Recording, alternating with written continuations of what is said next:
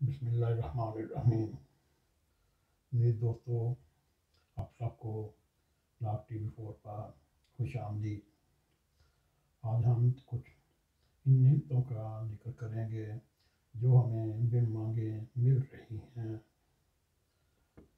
آج ہم ہر لمحہ، ہر وقت، ہر گھڑی بے شمار گناہوں کے باوجود اللہ تعالیٰ کی نعمتوں سے لطف اندوز ہو رہے ہیں۔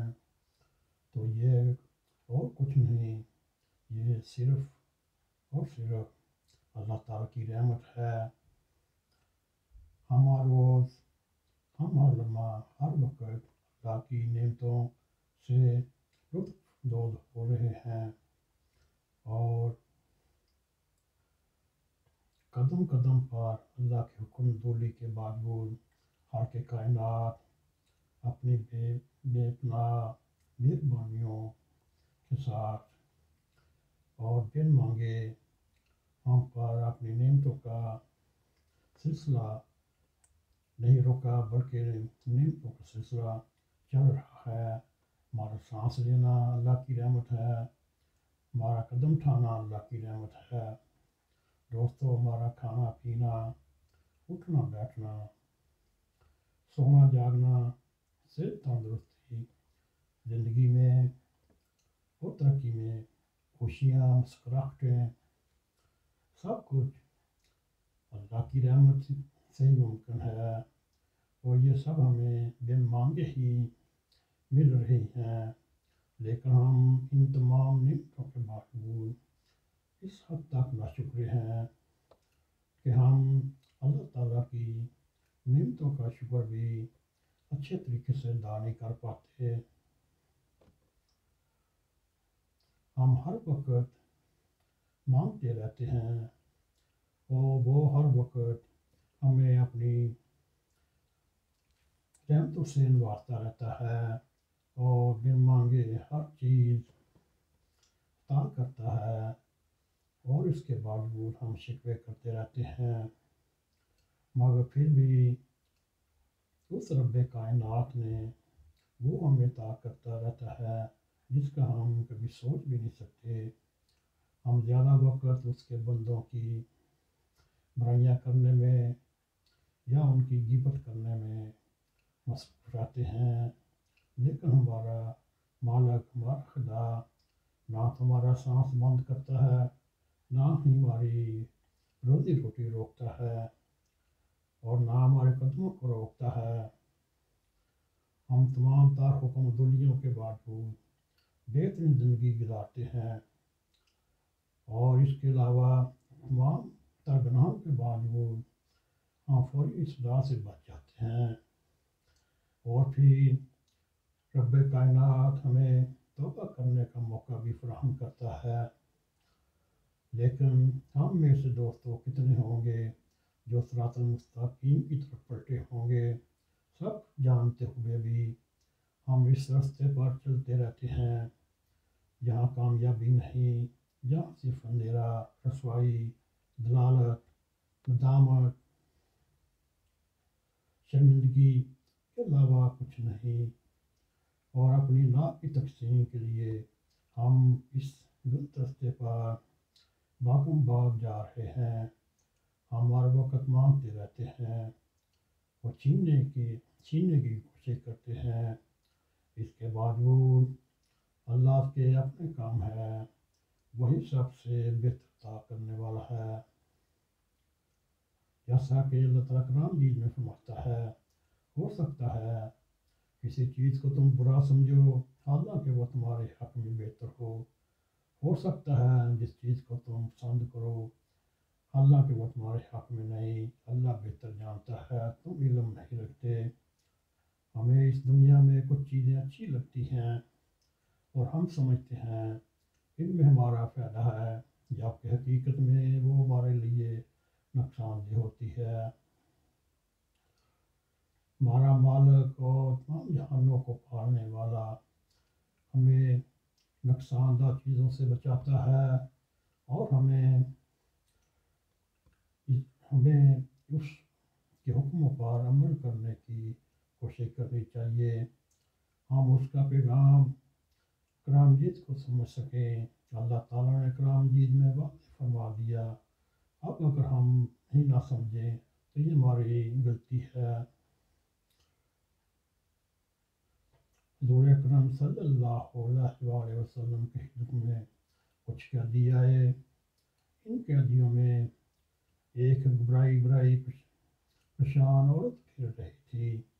جب قیدیوں میں سے کوئی بچہ دکھائی دیتا اسے لبک کر پکڑ لیتی، اٹھا لیتی اور پیار کرنا شروع کر دیتی اور دودھ پلانا شروع کر دیتی۔ حضور اکرم صلی اللہ علیہ وسلم نے ارشاد فرمایا، تمہارا خیال میں یہ عورت بچے کو آگ میں ڈال سکتی ہے؟ ہم نے عرض کیا، اے اللہ کے رسول، اللہ کی قسم یہ ہرگز نہیں کر سکتی۔ تب آپ صلی اللہ علیہ وسلم نے فرمایا، جتنا یہ عورت اپنے بچے پر مہربان ہے، اللہ تعالیٰ اپنے بندوں پر اس سے بھی کہیں زیادہ مہربان ہے۔ اسی طرح صحیح بخاری اور صحیح مسلم میں ایک اور روایت ہے، حضور اکرم صلی اللہ علیہ وسلم نے فرمایا، اللہ کی 100 رحمتیں ہیں، ان میں ایک رحمت کا حصہ اس نے جنوں، انسانوں، جانوروں اور کیڑے مکوڑوں کے لیے اتارا ہے۔ یہ اس کی ایک رحمت کا اثر ہے۔ یہ سب ایک دوسرے سے نرمی سے پیش آتے ہیں اور ایک دوسرے پر مہربان ہوتے ہیں، اور اسی کا اثر ہے کہ وحشی سے وحشی جانور بھی اپنے بچوں سے پیار کرتا ہے۔ اور 99 رحمتیں اللہ تعالیٰ نے اپنے پاس رکھ چھوڑی ہیں۔ قیامت کے دن اللہ تعالیٰ انہی رحمتوں کے ذریعے سے اپنے بندوں پر رحم فرمائے گا۔ اسی طرح قرآن کریم میں اللہ تعالیٰ کا فرمان ہے، بے شک اللہ تمہارے لیے آسانی چاہتا ہے اور تنگی نہیں چاہتا۔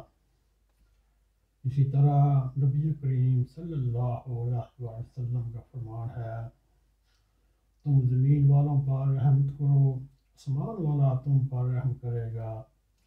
اسی طرح حضرت عائشہ صدیقہ رضی اللہ تعالیٰ عنہ فرماتی ہیں، نبی کریم صلی اللہ علیہ وسلم ایک کام کو چھوڑ دیا کرتے تھے، جبکہ آپ اس کام کے کرنے کو پسند بھی فرماتے تھے، صرف اس اندیشے کی وجہ سے لوگ سختی سے عمل نہ کرنا شروع کر دیں اور اس طرح وہ کام ان کو فرض کر دیا جائے۔ اسی طرح نبی کریم صلی اللہ علیہ وسلم کا فرمان ہے، اگر مجھے اپنی امت کے مشقت میں پڑھنے کا اندیشہ نہ ہوتا تو میں ضرور انہیں ہر نماز کے ساتھ مسواک کرنے کا حکم دیتا۔ پھر وہ ایک اور جگہ پہ حضرت عائشہ صدیقہ رضی اللہ تعالیٰ عنہ سے روایت ہے، حضور اکرم صلی اللہ علیہ وسلم آدھی رات کو تشریف لے گئے اور مسجد میں نماز ادا کی۔ لوگوں نے آپ صلی اللہ علیہ وسلم کے پیچھے نماز پڑھنا شروع کی۔ صبح لوگوں نے آپس میں اس واقعے کا تذکرہ کیا اور دوسری رات میں اور کافی لوگ جمع ہو گئے۔ پھر لوگوں نے صبح اس واقعے کا ایک دوسرے سے تذکرہ کیا۔ تیسری رات مسجد میں بہت سے لوگ جمع ہو گئے۔ رسول اللہ صلی اللہ علیہ وسلم تشریف لائے، لوگوں نے آپ کی ابتدا میں نماز پڑھی اور روایت ہے چوتھی رات کو اس کثرت سے صحابہ کرام جمع ہوئے، مسجد تنگ پڑ گئی اور رسول اللہ صلی اللہ علیہ وسلم ان کے پاس تشریف نہ لائے۔ لوگوں نے سلاد پکارنا شروع کر دیا، لیکن آپ صلی اللہ علیہ وسلم تشریف نہ لائے۔ آپ صلی اللہ علیہ وسلم صبح کی نماز کے وقت تشریف لائے۔ صبح کی نماز ہوگی تو آپ لوگوں کی طرف متوجہ ہوئے، کلمہ شہادت پڑھا اور اس کے بعد فرمایا، پچھلی رات تمہارا حال مجھ پر پوشیدہ نہ تھا، لیکن مجھے یہ ڈر تھا تم پر رات کی نماز فرض کر دی جائے اور تمہارے لیے ادا کی تو تم اس ادائیگی سے عاجز آ جاؤ گے۔ حضور اکرم صلی اللہ علیہ وآلہ وسلم نے نماز کو دین کا ستون، مومن کی معراج، ایمان کی علامت، آنکھوں کی ٹھنڈک اور جان کی راحت قرار دیا۔ آپ صلی اللہ علیہ وآلہ وسلم فرائض کے علاوہ اتنی کثرت سے نماز ادا کرتے، اتنی دیر کھڑے رہتے کہ آپ کے پاؤں میں ورم آ جاتا۔ جب آپ سے سوال کیا جاتا یا رسول اللہ صلی اللہ علیہ وآلہ وسلم آپ اتنی مشقت کیوں کرتے ہیں، تو آپ صلی اللہ علیہ وآلہ وسلم فرماتے ہیں میں اپنے رب کا شکر گزار بندہ نہ بنوں۔ محدثین نے لکھا ہوا ہے آپ صلی اللہ علیہ وآلہ وسلم سفر سے واپس شریف لاتے، سب سے پہلے مسجد جاتے اور نماز ادا کرتے۔ بچوں سے حضرت محمد صلی اللہ علیہ وآلہ وسلم کی محبت کا اندازہ اس حدیث مبارکہ سے ہو جاتا ہے۔ نبی کریم صلی اللہ علیہ وآلہ وسلم کا فرمان ہے میں نماز پڑھنا شروع کرتا ہوں اور ارادہ کرتا ہوں کہ اسے لمبا کروں، پھر کسی بچے کے رونے کی آواز آتی ہے تو اس خیال سے نماز کو میں مختصر کر دیتا ہوں کہ اس کی ماں اس کے رونے سے سخت تکلیف محسوس کر رہی ہوگی۔ دوستو، آئیے آج ہم اللہ تعالیٰ کے حضور یہ گزارش کریں اور عہد کریں اور اللہ تعالیٰ ہمیں حقیقی معنوں پر اسلام پر عمل کرنے کی توفیق عطا فرمائے۔ جیسے ہمیں اللہ کی طرف سے ثانیہ ملتی ہیں ہم دوسروں کو لٹانے کی کوشش کرتے ہیں۔ اللہ تعالیٰ ہمیں عمل کرنے کی توفیق عطا فرمائے۔ دوستو، یہ تھا میرا ایک حقیر سا ایک تحفہ آپ کے لیے۔ امید ہے آپ کو یہ پسند آئے گا۔ اگر پسند آئے اس کو لائک بھی کریں، اس کو شیئر بھی کریں اور کمنٹ سیکشن میں جا کے اپنا نظر خیال کریں کہ بتائیں آپ کو یہ ویڈیو کیسی لگی، اور اس کے ساتھ ہی سبسکرائب کریں اور پروگرام سے جانے سے پیشتر بیل آئیکن کو پش کریں تاکہ ہماری آپ کو تازہ ویڈیو ملتی رہیں۔ اس کے ساتھ ہی نئی کھوکھر کو اجازت دیں۔ السلام علیکم ورحمۃ اللہ۔